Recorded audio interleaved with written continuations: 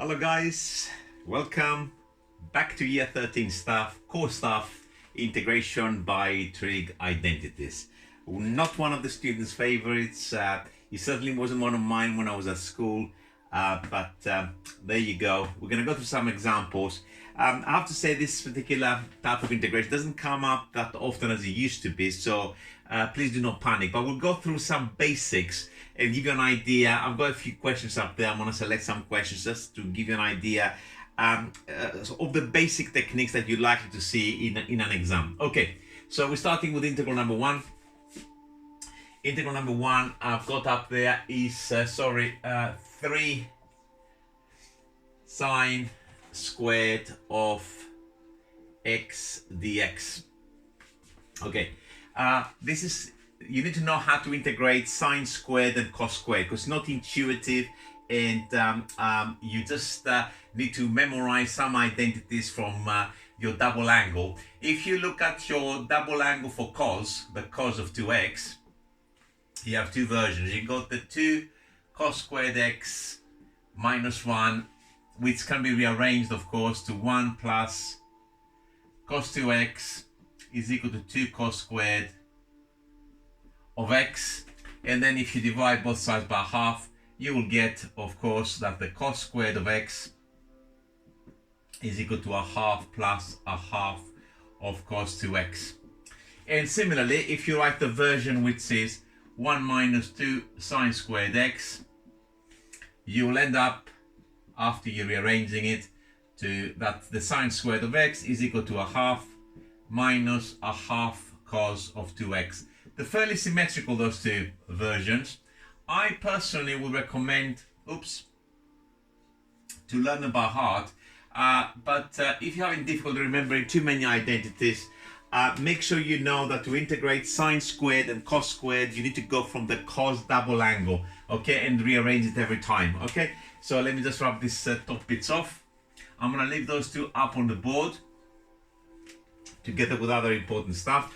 So this now integral will become 3 sine squared, I'll pick it up from there, it's a half minus a half cos of 2x, expand the bracket, and this will now give me 3 over 2 minus 3 over 2 cos 2x dx, and this of course will integrate the next line to 3 over 2x. Cos comes from a sine on differentiation, sine differentiates to a plus, and therefore the minus must have been there from the beginning, and I need to divide by a 2 from the cos of 2x, 3/4 sine 2x plus c.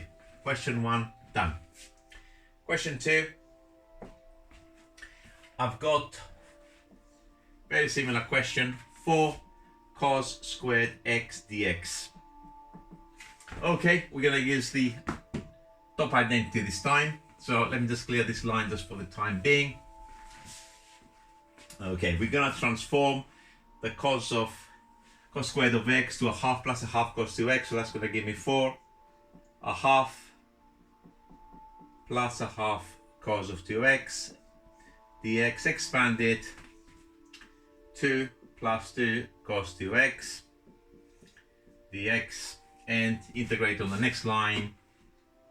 2x cos 2x comes from differentiating sine 2x, sine differentiates to a plus, and plus it is. It also produces a times 2. 2 divided by 2 is 1, so that's the answer, plus it. So that's the first two. The next question that follows this particular one is a little bit different, and there's something special about this one. It can be done in a different way that does not involve trigonometric identities. It involves reverse chain rule, and for those who have actually seen this before, please feel free. Obviously a person will not go through the identity approach for this particular one, but today we're doing trig identities, so we're going to see the version that involves trig identities. So this thing here reminds me of the double angle for sine. I'm going to write it up here. The sine of 2x is identical, I should really write identical for all of these really, is 2 sine x cos x, put in a box. So that resembles it. So it's almost there. So what we're going to do is we're going to put in a bracket 2 sine x cos x like that, 3/2 at the front to balance it, so that's still 3 sine x cos x dx. This now will reduce to the 3/2. I'll write it again. It's going to be the sine of 2x dx, and I'm going to integrate it over here. So to get the sine 2x, I need to differentiate cos 2x. Cos differentiates to a minus, and therefore I need to take care of that. You also produce a times 2, so 3/4 at the front plus c is the answer to integral number 3.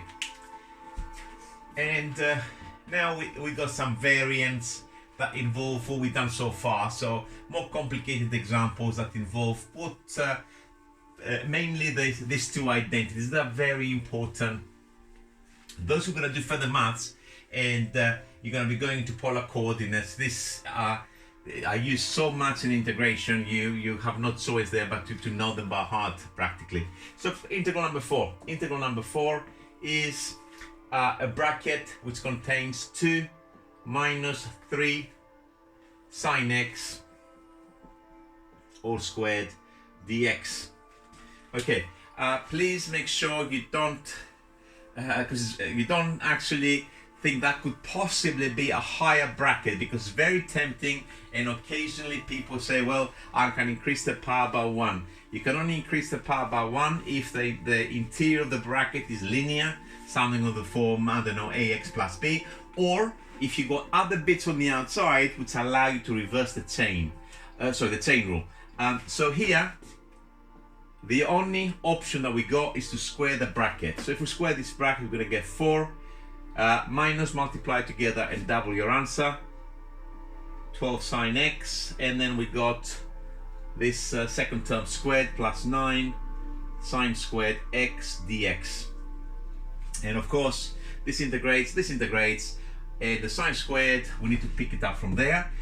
When we do integration like this, we don't integrate part of it and then we carry the other bits if we can help it. It's best to get everything at the same stage and then we integrate all at once. So for this particular one, I'll rewrite the first 2 terms of the integrand, plus 9 sine squared x. If you look at the identity that I've got on the top right, is a half minus a half cos of 2x dx. Now I'm going to multiply the brackets out, and I hope you let me save myself a step. The 4 and the 9 over 2, 4.5 plus 4 is 8.5, and 8.5 is 17/2, minus 12 sine x, minus 9/2 cos 2x dx, and the integration finishes on the next line. 17/2x. This is a cos differentiates to a minus, it must have been plus to start with, no change, so just a 12 at the front, and the cos comes from a sine of 2x, sine differentiates to a plus, so the minus must have been there from the beginning, and times 2 divided by 2 essentially, so 9/4 plus c. So that is question number 4. And let's see what question number 5 is.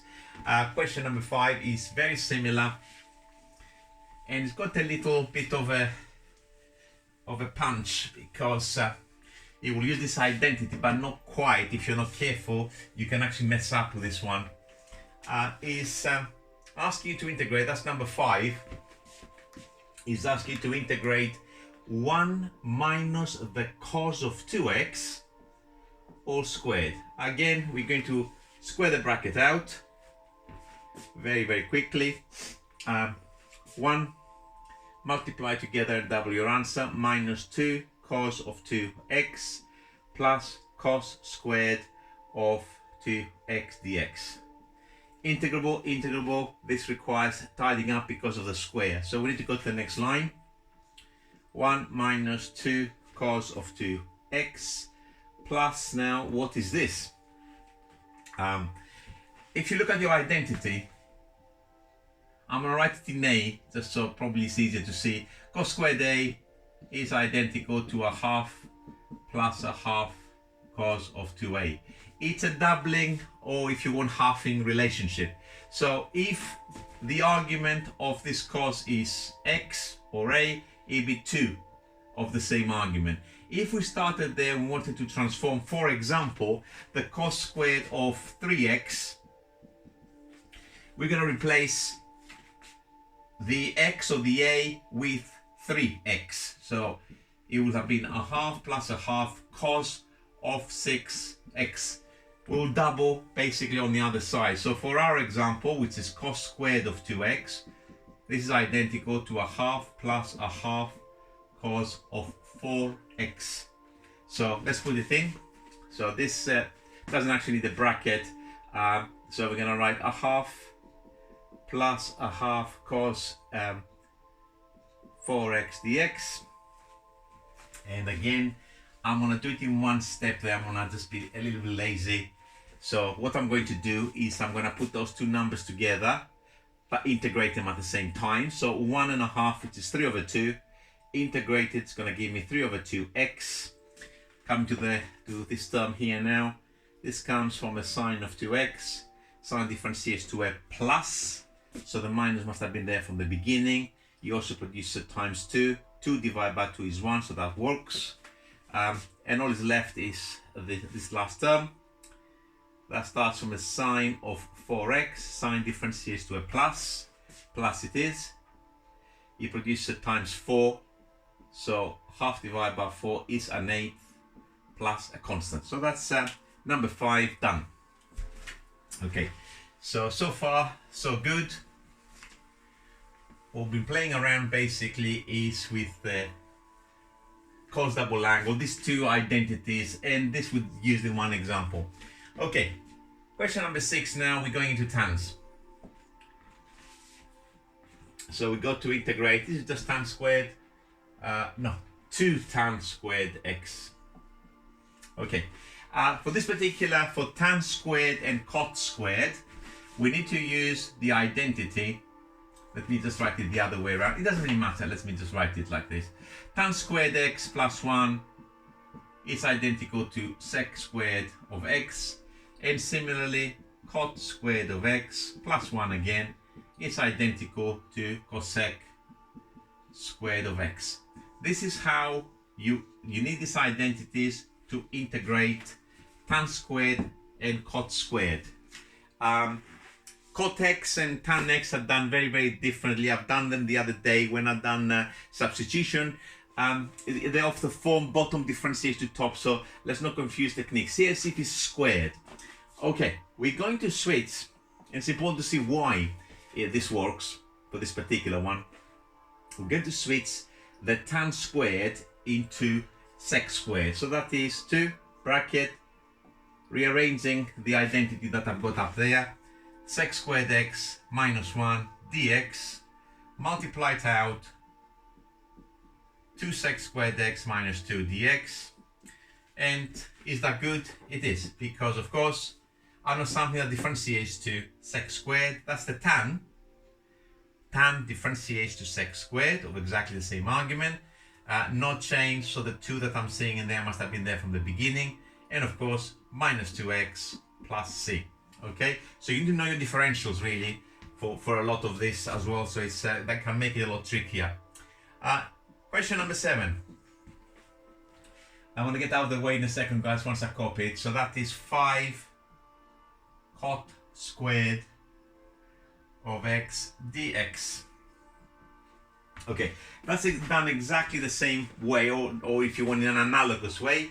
We're going to switch the cot squared into cosec squared, and again the reason we're doing that is because the differential of a cot is minus cosec squared x. So it's good to have cosec squared because we can take it back into a cot. So using the identity that I've written on the board behind me, 5 bracket cosec squared x minus 1 dx, multiply it out, we're going to have 5 cosec squared x minus 5 dx. And now if you look at this result from the differentiation, cot differentiates to minus cos x squared. So we got plus here, so we need to start with the minus to make it plus. The 5 should be there from the beginning, 5, and that's cot of x minus 5x plus a constant. And this is now done. So that was integral number 7. Let's clear the board. And what else have I got up there? Number 8 is a combination of tans and cots. So we'll see this one. It is the integral number 8. And what have I got? I've got 2 tan x minus cot x all squared dx. I think and my handwriting is getting worse by the minute. All right. Again, not squaring, sorry, not increasing the power by 1, squaring the bracket. So put it all in the open. So 4 tan squared x, multiply together and double your answer. So I'm going to write it in full first of all. So it's minus 4 tan of x cot of x plus cot squared of x dx. When I said I'm going to write it in its full glory, what I meant is some people can actually see this is in fact a 1, and I hope you can see that because of course tan x cot x is simply, you can switch either the tan to 1 over cot or the cot to 1 over tan. Let's change the cot times 1 over tan, that's my cot. And of course this cancels to give me 1, so therefore it's just the 4 that survives in there. So I was going to write it straight away like this, but I thought I'll write it in full and explain where is it coming from. So tidy first of all, 4 tan squared x minus 4 plus cot squared of x. Now the only thing that integrates in there is just that 4. The tan squared and the cot squared do not integrate because I don't know nothing that differentiates directly to those. However, we've just done examples and we know how to integrate now tan squared and cot squared by changing them using the Pythagorean identity or the squared identity if you want. For the tan squared using this identity is going to be sec squared minus 1, sec squared x minus 1 minus the 4, and then I've got plus the cot, again rearranging this identity. I'm going to put in a bracket that's purely to show where it's coming from, because sec squared x minus 1 dx. I'm going to save a line on the tidy here with just the number bits really. 4 sec squared x from this bracket here. I'm going to put the cosec squared next, cosec squared x from there. And then I'm going to be very careful with my numbers so I don't make mistakes. You should really take your time with this. So I've got a negative 4 from this bracket, and another negative 4 from there, negative 8, and another negative 1 from there. I'll make it a total of minus 9 dx. And now everything integrates. Sec comes from the differentiation of a tan. Tan differentiates to sec squared. So that's all done with the 4 at the front. The cosec, cot differentiates to minus cosec squared. So what needs to go there is a cot, but with a minus at the front. There's no change, of course, there's just x's, and of course a minus 9x plus c. Okay, we're going nice and quick today. So hopefully, because I want to finish all the integrals that I plan to do. So let's wrap that off. Yeah. And what's now number 9?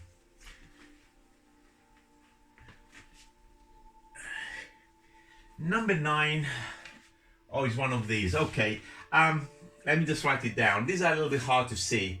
There's a lot of specialized knowledge with a lot of these trigonometric manipulations, because you need to essentially know, okay, this is done in this particular way. What I've got up there is 4 sine x over cos squared x. The forms, if you want, I'm going to rub it off afterwards, guys. Sine squared x or cos squared x on the denominators, but with the opposite on the top, like a cos x and a sine x. So these two expressions, they can be done two different ways. They can be done by reverse chain rule for those who are able and they really can see things. They can also be done by substitutions, but the standard way of doing those two is to actually switch them, and that's what I'm going to do in a second. I'm going to just give you an idea of what I'm about to do. The cos, I'm going to write it as cos of a sine times 1 over sine. This one I will write it as sine over cos times a 1 over cos. And the reason for that is because this particular expression is now a cot x with a cosec next to it, while this one is a tan with a sec. And while I'm writing something on the right hand side, try to remember your differentiation.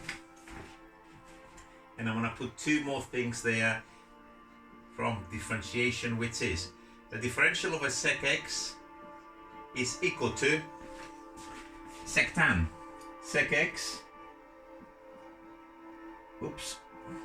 tan x, which is this, while the differential of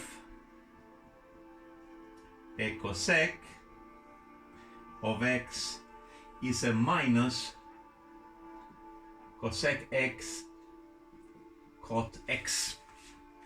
So this, as I was just explaining, we manipulate them usually this particular way. Okay, so we're gonna see now the one we got up there.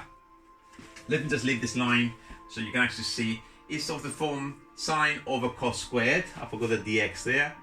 Dx is equal to 4 over sine x over cos x times a 1 over cos x dx, which that's a tan. So we got 4 tan x sec squared, sec, beg your pardon. It'd be nice to use a sec squared, much easier. Sec squared x dx. And now if you look at this particular form and we look at differentiation, we know something that differentiates to exactly tan x sec x, and that's a sec. So this comes from the differentiation of the 4 was there from the beginning. If I differentiate sec, okay, I will get sec tan, what I've got up there, and that's my answer. Okay, so that's integral number 9. And we're going to go to integral number 10. Let's see what it's probably the other way around or something. It's a cos on the top. So that's integral 10. And cos on the top. And I think they have 3 sine squared x at the bottom. So again, this time is of cos over sine squared. So I'm going to wrap this up because we don't need it anymore. And let's see how we're going to change it. This is the working analogy. Often there are similarities with certain forms. So if you know one, you practically know the other. So we're going to split in a multiplicative sense. Cos x over sine x. Obviously this 3, you can put it, I don't know, you can put it even on the outside. It doesn't really matter where you put it. I really should have written it at the front. I didn't leave space, and just in case anybody's confused, I don't want to put it on the outside of the integral, although I can. So I will do it like this. That's 1/3, 1 over 3. That's a cos of a sine times a 1 over sine dx. And now we're going to split the integral into 1/3. That's a cot x. A 1 over sine is of course a cosec x dx. And we're going to look now at the side that we have the differentiation results. Cosec differentiates to minus cosec cot That's what I've got in here. I don't have the minus, so this must have started as, the third must have been there from the beginning, minus a third. I need the minus, and I need just to differentiate a cosec x plus c. And I think that's practically all I wanted to show. I mean, I've got a very long list. There's some other things which I'm going to mention one particular integral which I haven't seen in a long time. Let me just clear the board, which if you haven't seen it, it might cause a problem. But this normally, if you get something like that in your exam, you ought to be given a clue. Probably be a part A to do some kind of manipulation with trig, and then take it to integrate on the next line. So this is something that perhaps if you have to integrate a product of trig functions, it doesn't matter which ones. You can look, perhaps maybe your book will have something like that. For example, sine 3x cos 2x dx. Could be a sine and a cos. It could be both causes or both sines. You can have cos 4x cos 3x dx. Once you know how these are done, they're not that difficult, but if you haven't seen one of these before, sine 5x multiplying, oops, I've done a sine with a sine, no, sorry, because I'm rubbing with my finger. It's a very bad pen, this one. Sine 2x dx. Okay, so these are the only ones I don't really want to go through. I might do a little session with general integration when it's just like a little revision session, and I might mention how to do one of these particular integrals. Okay, I hope you find this lecture interesting, and as always, who's laughing now? Okay, and I'll see you very, very soon, guys. Okay, bye for now.